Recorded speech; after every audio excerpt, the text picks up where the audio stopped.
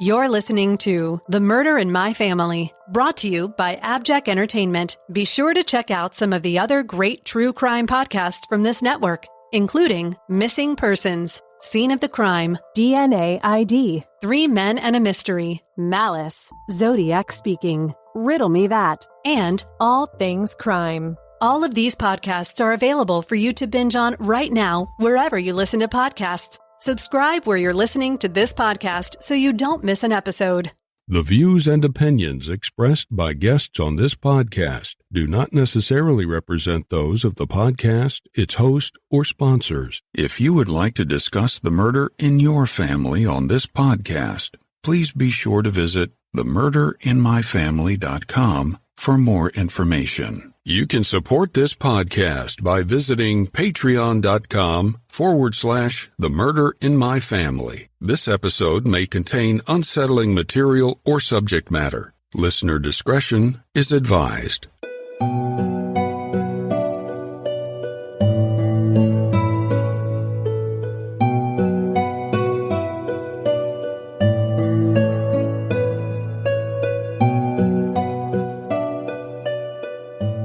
Thank you for joining me for episode 80 of The Murder in My Family. I'm your host, Mike Morford. In this episode, we'll be discussing the shocking murder of 21-year-old Bryan Lewis, who was killed in cold blood in his own Kentucky home in October 2012, while his mother slept only feet away from him in the next room. We'll dive into Bryan's story after some quick housekeeping. Independent podcasts like this one depend on word of mouth to bring in new listeners. So if you find that you enjoy the show, please take a minute to rate and review it wherever you listen to your podcast. And be sure to introduce a friend of the show and invite them to listen. With your help, The Murder in My Family can continue to grow and reach a new audience. To learn more about the show or the cases we discuss, please visit themurderinmyfamily.com. You can also find us on Twitter with the handle @MurderInMyFam, or by searching for the Murder in My Family podcast on Facebook. If you'd like to support the show through a Patreon donation, it's always appreciated. And you can do so by visiting patreon.com/themurderinmyfamily. Benefits of supporting the show on Patreon include early access to ad-free episodes of the show, plus bonus content not heard in regular episodes. Support may also include thank you cards, stickers, and more. If you prefer to, you can also support the show through a PayPal donation by visiting paypal.me/themurderinmyfamily. In each episode, I'll give shout-outs to any new supporters. And thank you to all of the supporters that generously donate to help keep the show growing and improving. One last note, please consider supporting any of the sponsors that you hear on The Murder in My Family, the way that those sponsors support the show. It's with our sponsor support that the show can go on and continue to provide a platform to share these stories with you in every episode. Thank you. Now on with the show. The Louisville, Kentucky metro area suffers from violent crimes and a high rate of murders. It's been an escalating issue for about a decade now. Wave 3 News reported that by late October 2012, the Louisville police already had 51 homicides on their hands. That number tied the year before, with 2 months of the year still left to go. The violence hasn't stopped in Louisville. In 2020, a record number of people were killed there. By September 2020, homicides were already up 80% from the previous year, and more than a quarter of homicide victims there were between the ages of 18 and 24. One of the victims of the senseless violence was 21-year-old Bryan Lewis. Bryan William Lewis was born on February 9, 1991, and Bryan's mother, Rhonda, remembers him as a wonder child, with a big heart, someone who was always smiling. He was a genuine soul and loved his 2 children very much. Bryan's 2 children, one who was 3 months old and one who was 6 months old, meant everything to him. He also spent time with his nephew and his goddaughter. Bryan's father, William, can't think of one enemy that his son had, remembering Bryan as a considerate person who didn't cause trouble with others. Other family and friends remember Bryan as a good friend and a loving person. Even neighbors talked about Bryan being a respectable person and a responsible father. He played basketball for fun on several teams throughout his life.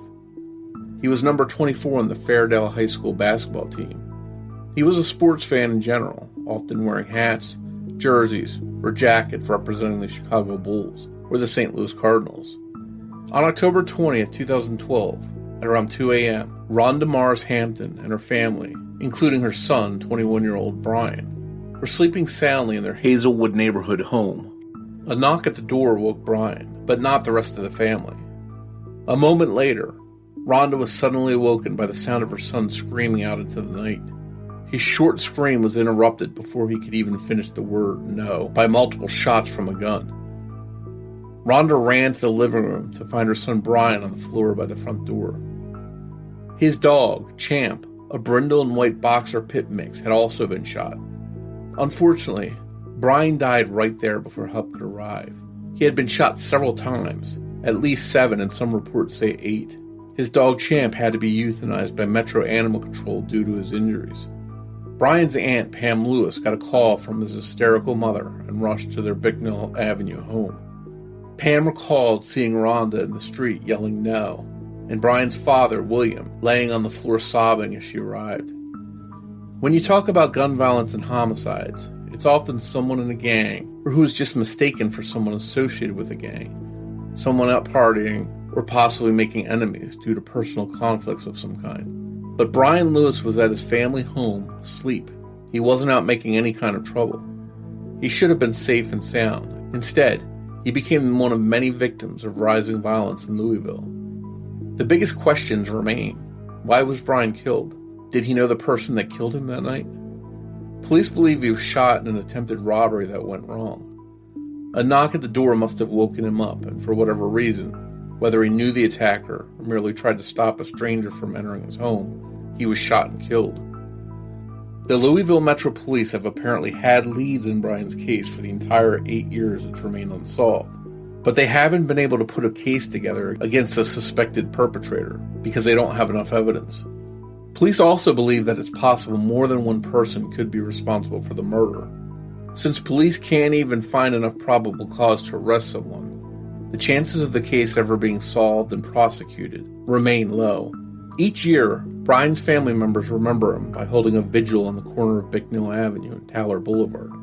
They hand out flyers with information about Bryan's murder and try to keep his case alive in the public eye, hoping that someone might come forward with what they know about what happened that night. They have never lost hope that someone who knows something may finally come forward someday and help them to find peace and move on with their lives. For Bryan's Aunt Pam, the worst thing about it is imagining that Bryan knew what was going to happen to him. When Pam heard that Bryan had cried out no before being shot, she thought about the fear and feelings that must have flooded his mind in those short seconds, and how they might have seemed like an eternity for Bryan. Bryan's mother, Rhonda, who now has custody of Bryan's daughter, thinks it's an absolute tragedy that his 2 young children will never get to know the brilliant person their father was. His children, Aubrey and Connor, are now around 8 years old, and they've wanted to know who their father was and what he was like. Bryan's family does their best to keep his memory alive for his children, and they vowed to make sure they know what a wonderful person their father was. And certainly, an arrest and conviction of the person that killed Bryan would go a long way to helping the entire family. If you have any information about the circumstances surrounding the murder of Bryan Lewis, you're encouraged to call and report anonymously 24 hours a day, 7 days a week, to the Louisville Metro Police Department tip line at 1-502-574-5673. Bryan's family is desperate for answers, and even after 8 years, they're still offering a $10,000 reward for information leading to the arrest of Bryan's killer. Bryan's mom, Rhonda, sat down to talk to me about her son's life and tragic death. That conversation is coming up in just a moment. Hey everyone, spring is just about here, and for many people, this is a time when we want to get out and get active. But for some of us, that's easier said than done, because often, things that have been weighing on us don't magically go away with the change of seasons. But the good news is, there is help, and that help is called BetterHelp. If there's something that's interfering with your happiness or preventing you from achieving your goals, then BetterHelp Online Counseling just might be the right solution for you. BetterHelp will assess your needs and match you with your own licensed professional therapist.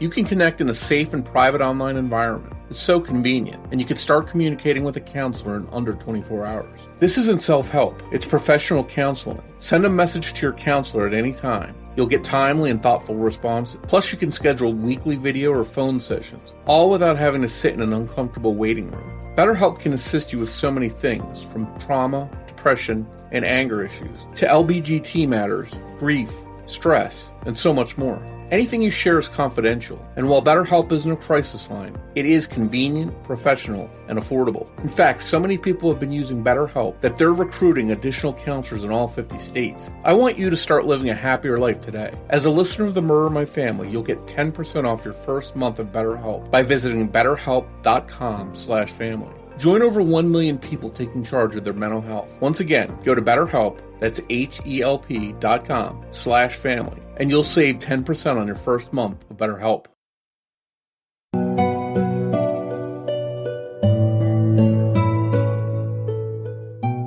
Hi, Rhonda, and thank you for coming on The Murder in My Family to discuss your son Bryan's case with us. Thank you for having me. My pleasure. I hope we can, in this episode, get the word out that your son's case is still unsolved, and discussing it with you, I think we'll be able to get a better understanding of what happened and how things played out. And your son wasn't just murdered, as if that was bad enough. He was gunned down in the same home while you were sleeping just feet away. I'm sure that day is etched into your mind. Yes, I relive it every day. And we'll definitely get into the details around that. But before we do, can you tell us a bit about Bryan, what kind of person he was, some of your memories about him? He was just a really genuine guy. Had 2 young kids, loved playing basketball. He just was happy-go-lucky all the time and wanted to put a smile on everybody's face that he met. At the time that he was killed, he was just 21 years old. Did he have anything going on out of the ordinary in his life, or was everything pretty much normal? Did this come out of the blue? Yes, it was definitely out of the blue. Everything was normal. He would get up and go to work and come home and take care of his kids. He had 2 small kids at the time.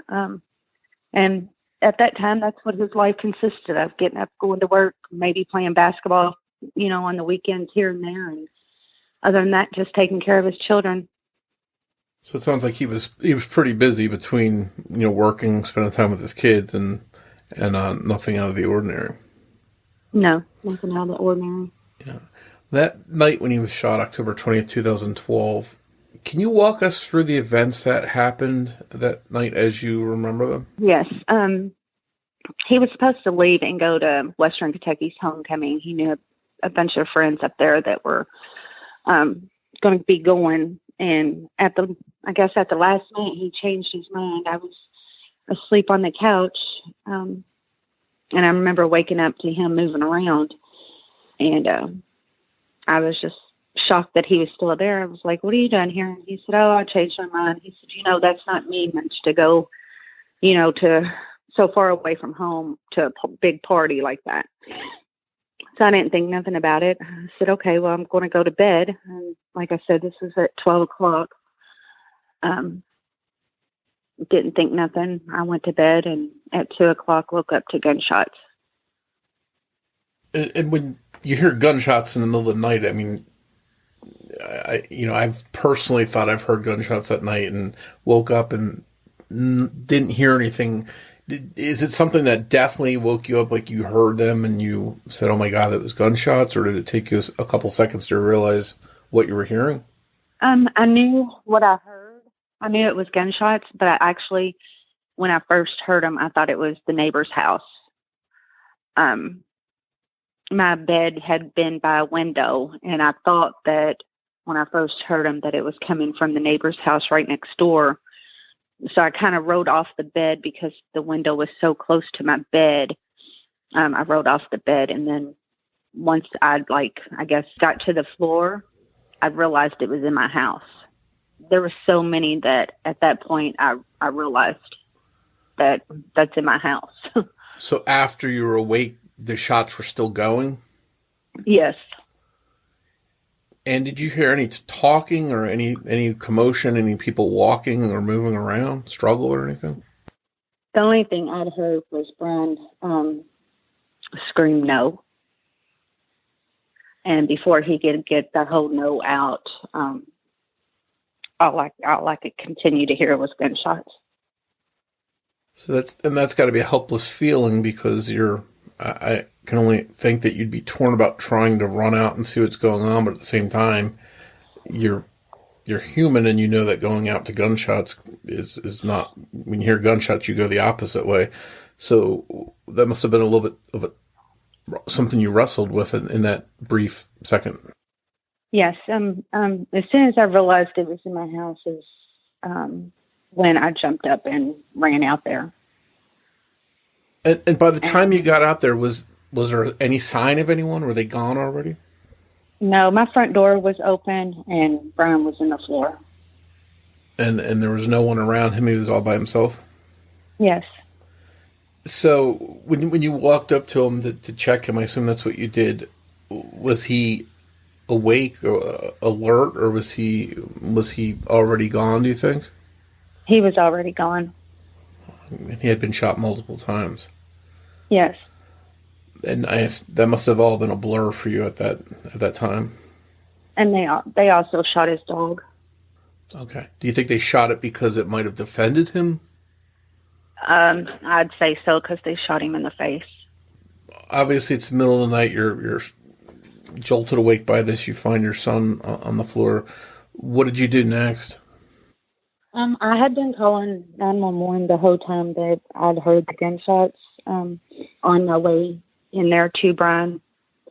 And they were instructing me what to do, get some white towels and stuff like that. And I just remember screaming it was too late. He was already gone. That has to be a helpless and lonely feeling to be there all by yourself in that moment with having to deal with this. Yeah, it's been very traumatic.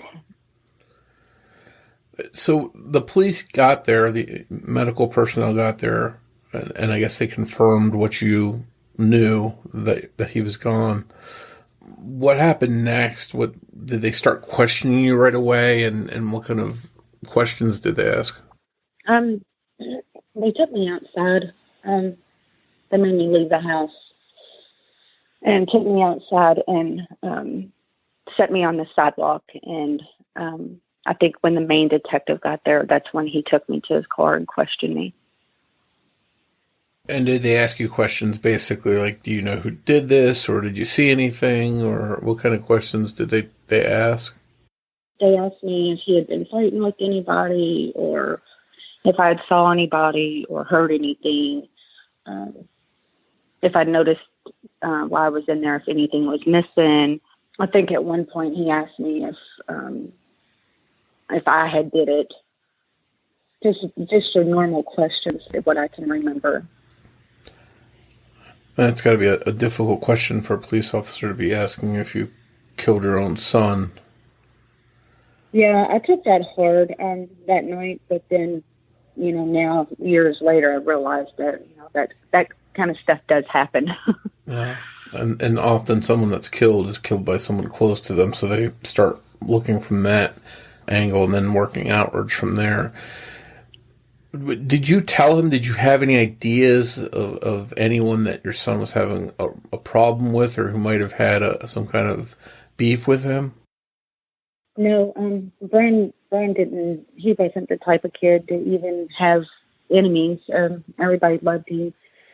I can't think of not one person that would have wanted to kill him. We went through the scenario, maybe it was the wrong house, maybe the wrong person, a mistaken identity. We went through everything because none of this makes sense.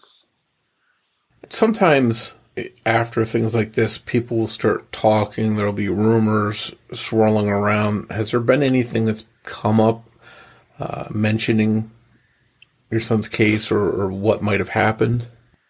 Not from the police or nothing, but just rumors on the street that it wasn't meant for him. It was meant for my younger son. Just stuff like that at the funeral home. There was rumors going around that they were going to come shoot up the funeral homes, things like that. But nothing has transpired since then, and it's been 8 years. You mentioned that there were rumors that it might have been intended for your younger son. Was he home that night? No, he went to Western Kentucky. Okay. So he may have been there. If he didn't go out for that, he could have been home as well. Yes. And there's talk about a lot of violence maybe coming back to do some more shooting and stuff at the funeral home. That was a rumor that you just talked about. Was there any kind of indication or proof, or did the police think that this was somehow gang related? Not that they've told me. Short of mistaken identity or the wrong house or something like that, it seems like this could really just be a case of just your son being killed randomly and him not being the target of anybody in particular. Yes. Where does the investigation stand now? Are they still actively working on it, and do they stay in touch with you? It's considered a cold case, but the detective told me he would never stop working on it. He got so much good feedback from my neighbors and just people in the community of how good of a guy Bryan was. And he said he'd never stop working on it. But at this point, I haven't heard from them or from him in 6 years. Communication just stopped after the first 2 years. Well, they haven't kept you updated at all in that time then? No. Oh, and that's got to be very troubling when you're not being updated about your son's murder. Yeah, all they tell me is if there's anything that they need to discuss, they'll call me. And if I call them, I don't even get a return phone call. Have you thought about getting an advocate or anyone to maybe on your behalf go talk to them, or a private investigator, anybody like that? No, I've done every year. I'm on the news I do a memorial every year, and the news has came out and interviewed me every year. But no, I haven't thought about an investigator or having somebody go talk to him. I didn't even know how to go about doing something like that. And I think a lot of times people like yourself will find themselves just stuck or overburdened or lost, maybe. Yes. And not knowing how to go forward with getting help or getting advice. Yes, I'm definitely at that point. Like I said, I get no feedback from them at all. Even if I had some information to tell them, I wouldn't even get a phone call back for them to get it. Oh. Have you joined any kind of groups or support groups at all? I did. After Bryan's death, I did the homicide group meetings for quite a few years. And is that something that helped you or gave you some kind of outlet to talk about what happened to you? It did help because when something like that first happens, you kind of feel alone and isolated and nobody understands. And when I went there, my experience was that there are other people that understand what you're going through and you're not alone. I've heard people refer to that as sort of a club that no one wants to belong to, but you all have some kind of understanding of each other's pain. Yes, for sure. Are the people that you're in that group with, is that all in your area? No. So they're spread out. Yes. I wanted to ask in general about that area. I don't, versus today versus what the crime was then. What's the crime rate like where you lived? Now I think it's worse. I hear. I mean, I left that house that night and never went back. But I hear a lot on the news from that area. It's a lot worse now. And at the time, what was it like? It was quiet. I mean, I never really heard anything, kind of stayed to ourselves for the most part. And I never had any issues with anybody in the neighborhood or never really heard anything. Was your son's murder, was Bryan's murder front page news there? Was it something that got a lot of attention and maybe shocked a lot of people that lived in your community? Yes, it definitely got a lot of news footages, a lot of attention, just because it was so random. And we're not for sure at this point if Bryan opened the door or if they just opened the door themselves. I'm not for sure if the door was unlocked when I went to bed. So for him to get killed at his front door made a lot of news. Sure. That's scary that could almost happen to anyone in your community. Yes. One thing I always find interesting is the community changing one way or the other after something like this happens. Did you see any kind of change where there are people looking to be more safe or trying to do things to take precautions in the neighborhood? I'm not for sure because, like I said, I left that night and I never went back. And I can't blame you for that. Was that because you were frightened that someone could come back, or was it just because it was too painful to be there where that happened? I was frightened that somebody would come back, but I definitely could have never stayed in that house. Because it would be too painful? There was no way for us to continue to live in that house after that. Yeah, I think no one could fault you for wanting to move out or experiencing something like that there. What I wanted to ask you now is, all this time has passed by. Your son had children of his own that were young when he was killed. Now they've had to grow up without him in their lives. How hard has that been on them and the rest of your family? It's been really hard for the kids. Now they're older. They're both starting to ask questions. What was their dad like? Was he tall? Was he, did he have big feet?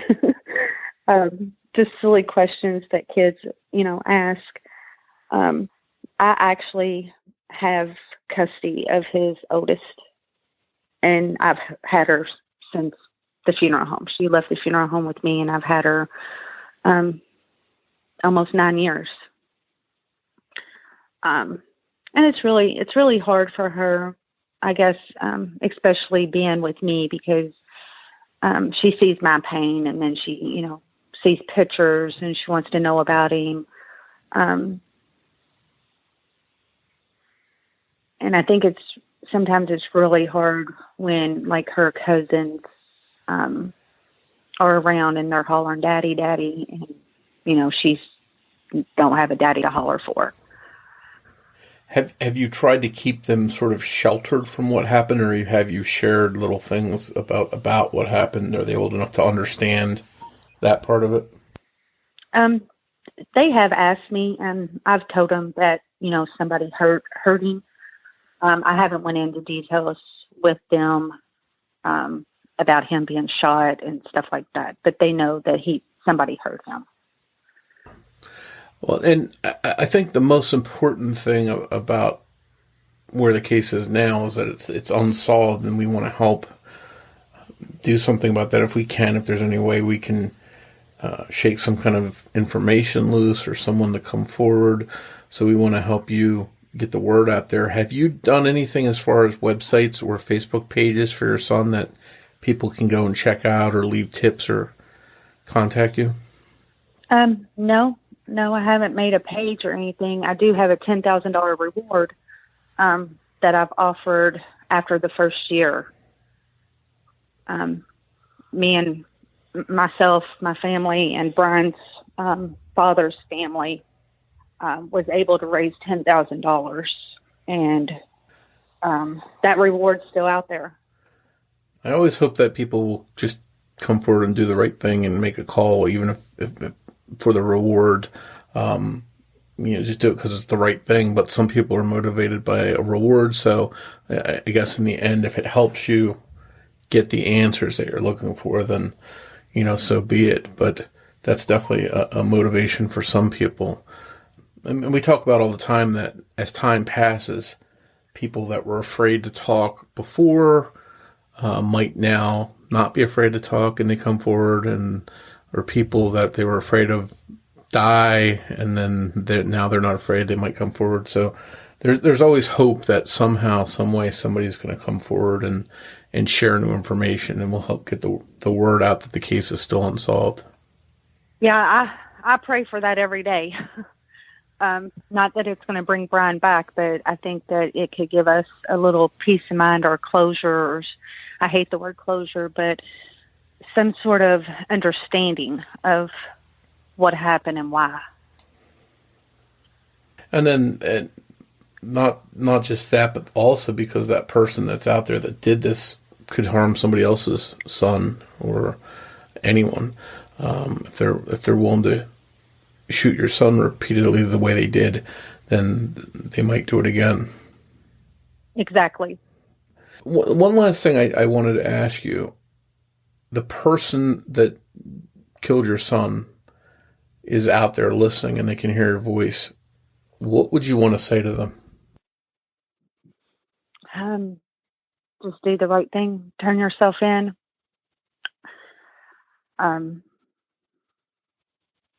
It's not fair that, you're out here living your life and you took Bryan and him from his kids. Do the right thing. Turn yourself in. Give this family some sort of peace. Along those lines, you're waiting to get peace yourself and waiting to get answers. If there's someone out there listening now, another parent that's in your shoes, and they're waiting for answers, what kind of advice would you offer them? Not to give up. Keep your hope. Keep your faith. Keep it on the news as much as you can. Keep it out in public as much as you can, and don't give up. Stay on your detectives. When they're willing to talk to you and reach out to you, which is unfortunate. I hear that all too often, that people aren't getting regular contact from their investigators, and I think that is something that across the board needs to change. So people like yourself can at least know that, hey, the case might not be solved, but we're continuing to work on it. It's not going to be forgotten about. Yeah, especially at this point with mine, I feel like we've been forgotten. I know there's so much going on, right now, that they probably don't have enough cops to work everything that's going on. But it takes 5 minutes to make a phone call. Yeah, you hit the nail right on the head. 5 minutes to say, hey, there's no new developments, but every once in a while we check stuff out and we haven't forgotten it. I think that would give a lot of people more peace of mind to just know that their loved one's case isn't sitting up on a shelf someplace. Exactly. Or, hire somebody. Bring in another team that can talk to these families. Hire somebody else if the detectives per se don't have enough time. Hire somebody else that could talk to the families. Yeah, and just at least acknowledge them, because this is, I think some police look at as a job. This is my job, but to you it's more than that. You've lost a loved one, and you just want to know that he hasn't been forgotten. Yeah, because I feel like we're definitely on the back burner. Yeah, and that's not a good feeling to have, and when something like this happens, I can imagine. And it's coming up next year. Will be what 2022 will be 10 years already. Okay. 9. Some people say time heals all wounds. Is that accurate, would you say, or is that just a myth? That's just a myth. There's days that it seems like it's been 20 years. And then there's days that it seems like it just happened again. Like I said, I replay this situation every day in my head. Not a day goes by that I don't think about it. It's something tragic to know that your son is shot and laying there dead, and then have to see it all and clean it all up with no help, no help from the cops. Or I don't know if you want to put this out there, but when Bryan got killed, it was, like I said, him and the dog. So there was a lot of blood throughout my house, and it was like, okay, we'll take the body and the rest is you to deal with. I think that's a very valid point that no one wants to think about, but that's a very real thing that happens to families, is they're left with, okay, now what do I do with this crime scene? That's my loved one's crime scene. Well, it's got to be awful. And again, I can't blame you for never wanting to step foot in that house again. I think I'd probably be the same way. It was just too much. I mean, he got shot multiple times, and it was just a mess. And at one point I even asked the cops, what do I do now? And he was like, what do you mean? Like, I'm like, well, what do I do? I didn't know what to do. That's awful. That's an awful feeling, because you can't feel any more worse off and alone than after a murder like that. But then to be, left to clean it up on your own, it's just something that I think no parent would want to even think of. Well, I thought maybe they had, you see stuff on TV, so I thought maybe they had a cleanup crew that would come in, and but they don't. Yeah, that's just one more unpleasant thing on a already unpleasant situation to have to deal with. Something that none of us would want to go through as a parent.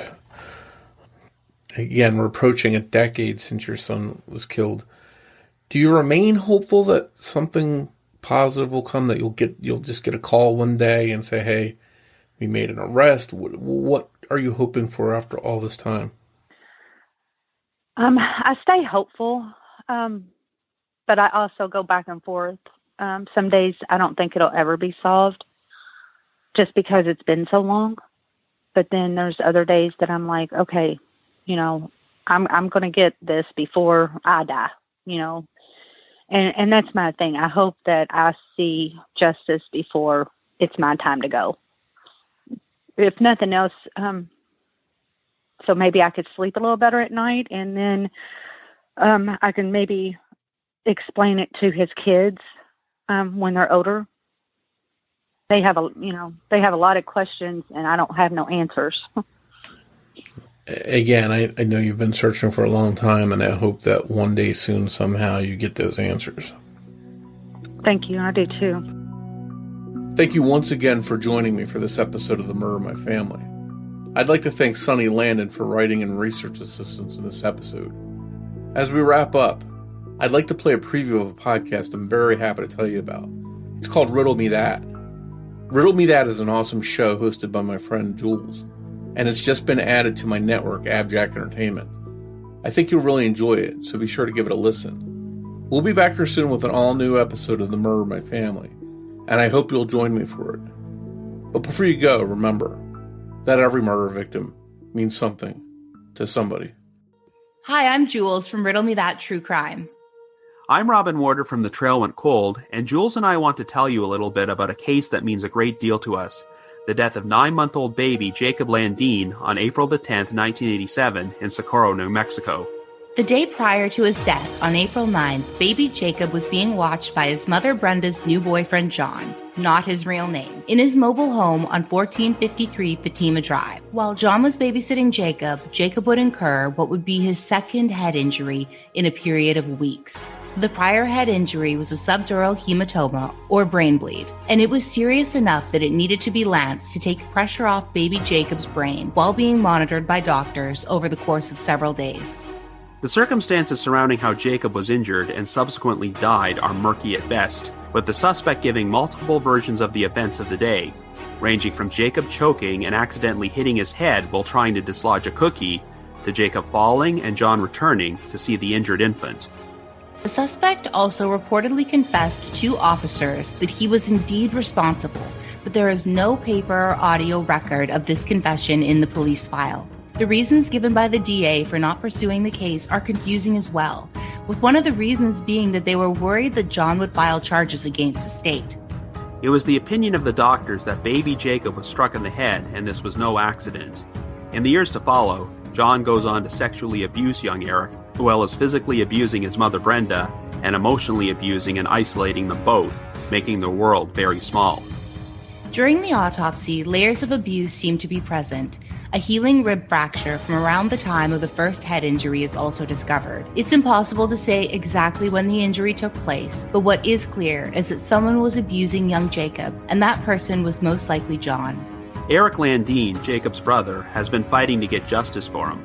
However, he faces some obstacles such as the statute of limitations of 6 years on second-degree murder that State Representative Bill Ream has petitioned to have overturned.